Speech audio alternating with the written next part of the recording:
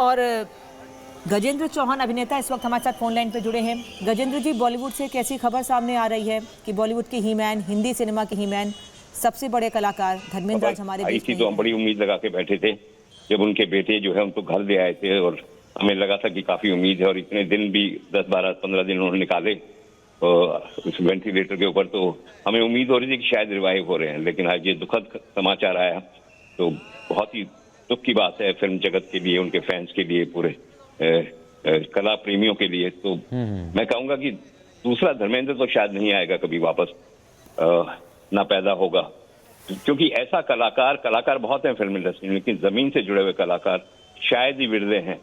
धर्म जी जो हैं वो ऐसे कलाकार थे जिन्होंने एक्टिंग का कोई मेथड फॉलो नहीं किया, ना मेथड एक्टिंग की, ना स्टाइलिश की किया, ना कोई थिएटर का उन्होंने ये फॉलो किया। उन्होंने जो भी किया वो नेचुरल किया कि अगर एक पिता का रोल कर रहे हैं तो गांव का पिता कैसा होगा, गांव का भाई कैसा होगा, गांव का बेटा कैसा होगा। और कॉमेडी की तो कॉमेडी ऐसी की कि जो एकदम नेचुरल, ऐसा लगता था कि घर में परिवार से बात कर रहे हैं। तो ऐसा कलाकार दोबारा पैदा होना नामुमकिन है, और धर्म जी की मैं बहुत इज्जत करता था, मुलाकातें भी हुई हैं, उनके साथ काम भी मैंने 10-11 फिल्में की हैं।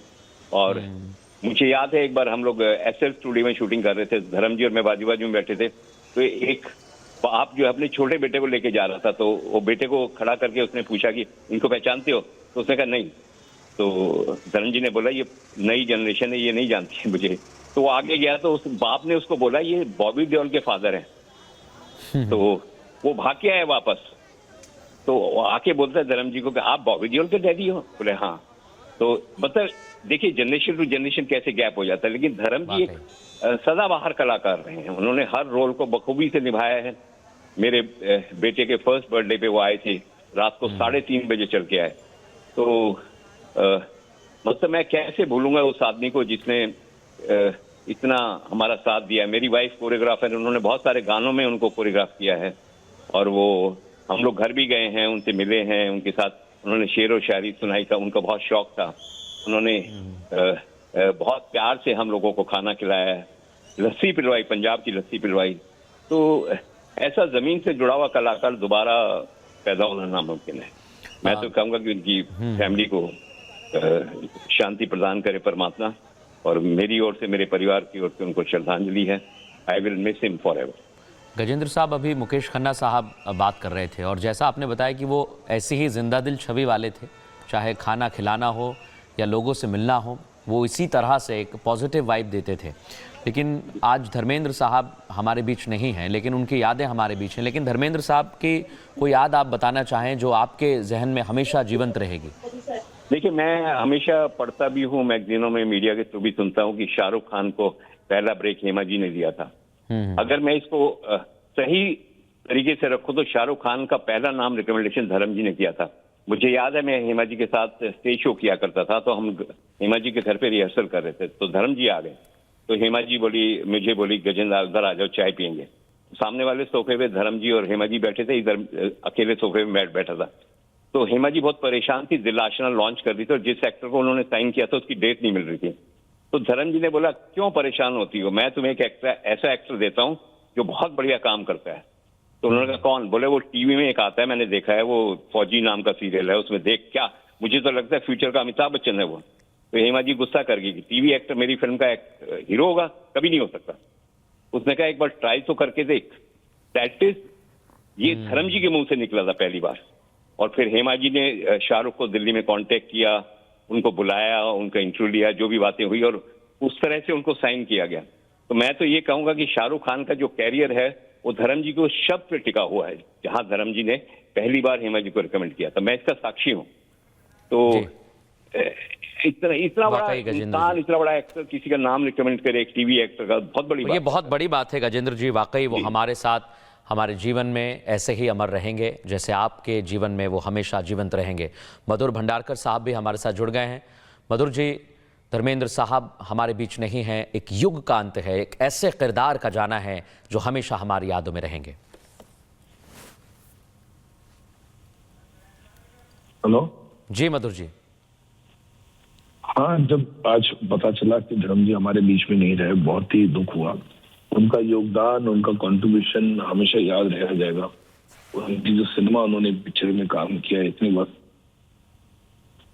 चाहे वो अनुपमा हो, चाहे वो चुपके चुपके हो, और मेरा गाँव मेरा देश, शोले, कहीं ऐसी पिक्चर में जहाँ एक्शन हो, कॉमेडी हो, सीरियस सिनेमा हो, सत्यकाम जैसा उन्होंने सिनेमा में इतना बेहतरीन काम किया था। तो हमेशा उनका योगदान जो है हमेशा हिंदुस्तान का सिनेमा याद करेगा। 4 से 5 डिकेड्स उन्होंने काम किया इंडस्ट्री में, और इतने एक्टिवली उन्होंने काम किया कि हाल ही में भी उन्होंने पिक्चरें की, और उनकी आखिरी पिक्चर भी आने वाली है जिन्होंने काम किया। बहुत ही, उसकी भी ट्रेलर मैंने देखा था, बहुत ही अच्छी लगी थी मुझे। तो मुझे लगता है कि 100% जो उनका काम है, और मुझे मौका मिला कई बार उनसे मिलने का पर्सनल तौर पे। जब भी मैं उनसे मिलता था उनके घर पे या किधर भी कोई इवेंट्स में, फंक्शन में मिलते थे, बहुत ही एनर्जेटिक, बहुत ही ह्यूमरस रहे थे, इनकरेज करते थे अपने काम को, हम मतलब जिस तरह से काम करना चाहिए, क्या करना चाहिए। तो बहुत ही मजा आता था उनसे मिलके, बहुत ही मजा आता था।